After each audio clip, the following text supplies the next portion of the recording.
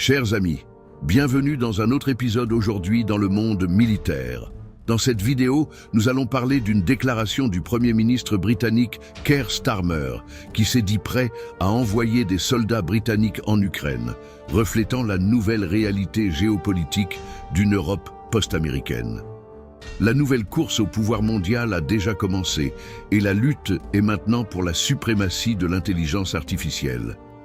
Pour comprendre l'ampleur de cette déclaration, il faut remonter dans le temps et comprendre comment le Royaume-Uni s'est positionné depuis le début du conflit en Ukraine en février 2022.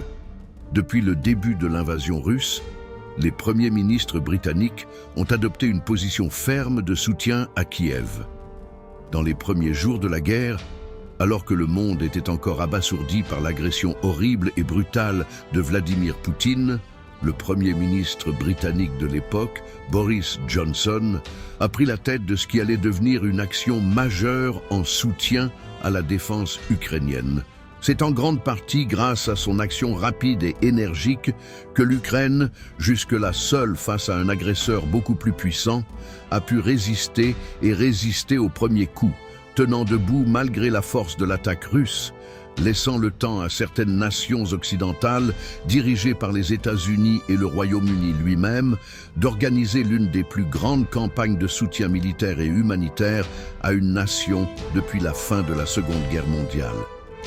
Aujourd'hui, en 2025, l'actuel Premier ministre britannique, Keir Starmer, suit la tradition initiée par Johnson en se positionnant comme un partisan important et très actif de la défense ukrainienne.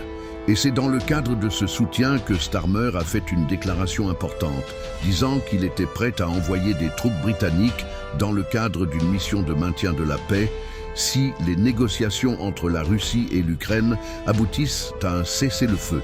Son discours intervient au milieu d'une réunion d'urgence à Paris convoquée par le président français Emmanuel Macron. Une rencontre devenue nécessaire après que les Européens se sont rendus compte qu'ils étaient exclus des négociations entre les États-Unis et la Russie. Les décisions qui seront prises lors de ces négociations entre les présidents Trump et Poutine pourraient déterminer l'avenir de la sécurité européenne pendant des décennies. L'administration Trump a clairement indiqué qu'elle réduirait le soutien militaire américain à l'Europe, mettant fin au flux pratiquement constant de soutien américain au continent européen au cours des 80 dernières années, plaçant maintenant la responsabilité d'assurer leur propre sécurité sur les épaules des Européens. Selon Starmer, c'est l'opportunité que le Royaume-Uni cherche à réaffirmer sa position stratégique et son influence au sein de l'Europe dans le contexte de l'Ukraine. Mais qu'est-ce que la décision de Starmer signifie vraiment pour l'Europe ? Le premier impact est une pression accrue sur l'Allemagne. Historiquement, Berlin a montré une grande réticence à s'engager militairement au-delà de ses frontières. Cependant, avec le changement de position du Royaume-Uni, probablement suivi par la France, l'Allemagne pourrait être contrainte de réévaluer sa position. Pour le Royaume-Uni, il y a un double défi. D'une part, Starmer doit convaincre le Parlement et l'opinion publique que l'envoi de troupes sur le sol ukrainien est avant tout une nécessité stratégique et pas seulement une aventure militaire dangereuse. D'autre part, il doit veiller à ce que cette initiative ne devienne pas un fardeau insoutenable pour l'armée britannique, qui, au cours des 20 dernières années, a été confrontée à des coupes budgétaires et à de graves difficultés pour maintenir son personnel.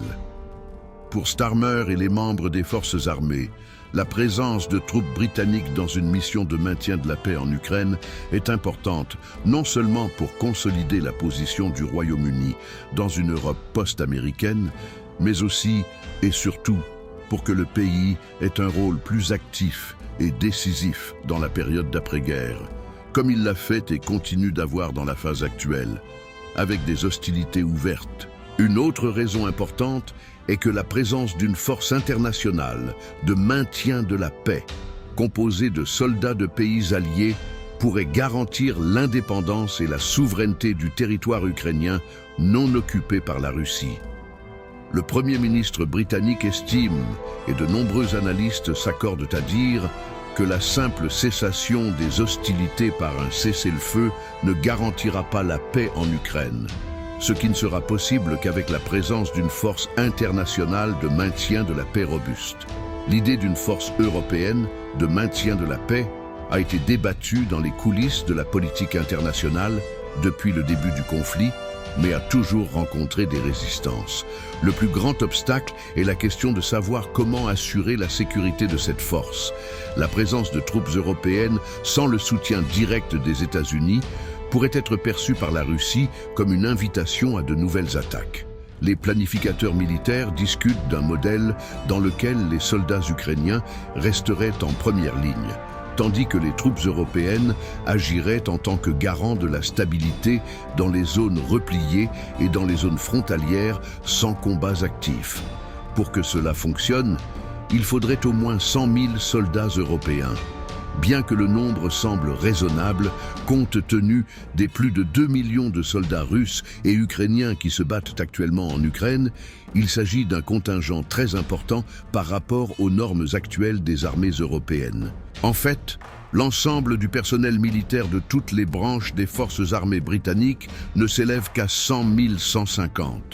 Ce qui signifie que, pour constituer cette force internationale de 100 000 soldats, de nombreux pays européens devront y participer activement, à un niveau de cohésion qui n'existe pas encore, même parmi les alliés les plus ardents de l'Ukraine. La question est la suivante: le Royaume-Uni est-il vraiment en mesure de diriger ce nouvel engagement militaire ? Les commandants militaires britanniques poussent depuis des années à investir dans les nouvelles technologies, comme les systèmes autonomes et les armes de pointe. Mais le gouvernement a résisté à dépasser la barre des 25% du PIB pour la défense, limitant les investissements et les acquisitions qui seront cruciaux dans ce nouveau contexte européen sans la présence des États-Unis. Cela soulève une autre question très importante. La déclaration de Starmer est-elle le signe avant-coureur d'une nouvelle ère pour les forces armées britanniques, ou s'agit-il de paroles en l'air ? Si vous n'êtes pas encore abonné à la chaîne, abonnez-vous maintenant et activez la cloche de notification pour ne manquer aucune nouvelle.